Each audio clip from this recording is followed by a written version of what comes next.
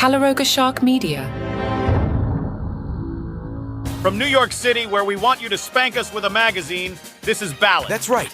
We have a porn star describing a rendezvous with President Trump. What else do you want me to tease here? Biden's budget proposal? Let's hit this! Stormy Daniels was on the witness stand, dishing all the juicy details of her alleged 2006 tryst with former President Trump. And I do mean juicy. From accusing Trump of uttering the charming line, "This is the only way you're getting out of the trailer park," to claiming he greeted her in satin pajamas and asked her to spank him with a magazine. Can't you just picture the scene? Wealthy mogul Donald Trump, clad in fancy sleepwear, beckoning a porn star to punish him like a naughty schoolboy. So much for the campaign's family values branding.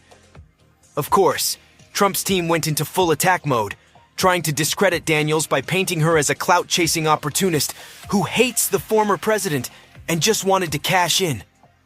Because obviously, any woman speaking out against Trump must have nefarious motives. Daniels clapped back that her motivation wasn't money, it was to get the story out about Trump's wandering endowments. Which, let's be real, is exactly what a fame-hungry porn star hoping to milk this for all it's worth would say. Oh, you want the spicy deets on Stormy's steamy testimony? Say no more, say no more. So there's our gal Stormy on the stand, not holding a single salacious detail back about her alleged romp with the future president. She's out here claiming Trump greeted her in his luxury hotel suite wearing satin pajamas like some kind of Hugh Hefner wannabe. Can't you just picture it? Arrogant mogul Donald, slinking around in fancy sleepwear, probably sipping on a glass of the finest Ovaltine. But wait, it gets better. According to Stormy's X-rated recollection, at one point, Trump literally dared her to spank him with a magazine. And she obliged. The details just keep getting wilder from there.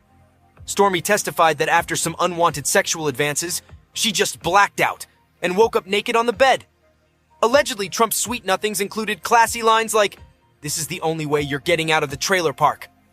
Of course, Trump's legal team is desperately trying to shut all this raunchy talk down, claiming Stormy's just out to inflame the jury with tales of condomless encounters and the like. As if this whole Trump hush money trial wasn't already the Jerry Springest thing to ever hit a courthouse. All in all, Stormy's sparing no detail in her quest to throw Trump's alleged misdeeds into the spotlight. Between the satin PJs, the spanking demands, the trailer park negging, it's a wonder the judge hasn't had to pause things for an NC-17 rating. It looks like prosecutors have found a sneaky way to put Trump on the witness stand after all. By digging up damning excerpts from his own books, they essentially got a past version of the former president to testify against his present self. You've got to admire the clever strategizing there. The jury got an earful of Trump's own written words, painting him as a micromanager obsessed with pinching pennies and making every dollar count. Quotes like "every dime matters" and "I hate paying retail" seem perfectly aimed at undermining his defense that he was too busy being a big-shot businessman to notice the hush money funny business. Prosecutors really leaned into making those book passages do the heavy lifting too. They trotted out an editor to dramatically read aloud Trump's boastful admissions of being a ruthless bully who will viciously retaliate against anyone who crossed him. Because nothing screams innocent quite like the author himself, gloating about biblical eye for an eye payback. Of course, Trump's lawyers tried pushing back by suggesting those hustle porn words were penned by a ghostwriter, not the man himself. As if the art of the deal wasn't aggressively ghostwritten enough already.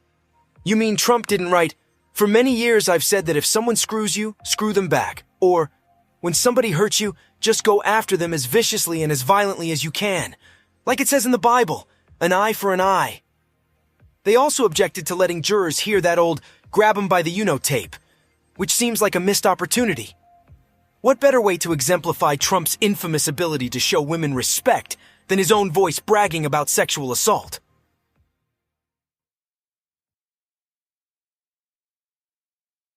It looks like Donald Trump may avoid one legal headache before the 2024 election after a federal judge indefinitely postponed his trial over mishandling classified documents in Florida. In a somewhat surprising ruling, Judge Aileen Cannon pumped the brakes on setting a firm trial date, citing the complex rules around using classified evidence that still need to be ironed out. So much for prosecutors' hopes of getting this case in front of a jury by early July. Cannon made it clear kicking this particular can down the road, stating that finalizing a trial timeline now would be imprudent before a whole slew of pretrial issues get hashed out properly. Looks like the former president bought himself at least a temporary reprieve from the classified doc drama. Of course, this postponement doesn't make that pesky Manhattan hush money case go away. As of now, that New York trial Trump's already stuck in is shaping up to potentially be the only legal battle he'll wage before voters head to the polls in November.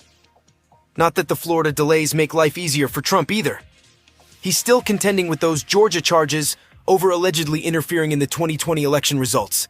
So while the classified document trial may have been punted for the time being, Trump's legal woes are still coming in hot from practically every angle. 4 separate indictments hanging over a candidate's head is hardly an ideal campaign narrative to sell voters on giving you 4 more years. Either way, this trial is shaping up to be a real page-turner.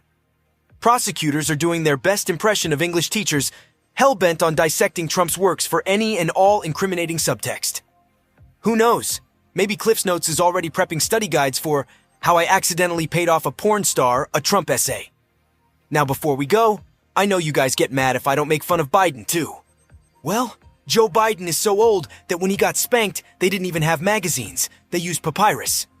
Joe Biden is so old that the porn stars in his day were from silent films. Joe's so old, the only way out of the trailer park was to hop on your horse and yell, "The redcoats are coming." If you'd like this podcast without commercial interruption, open up the show on the Apple Podcasts app and become a subscriber.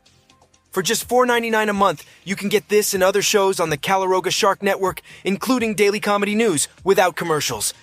And if you want to subscribe to our magazine, well, just use your imagination, you dirty boy.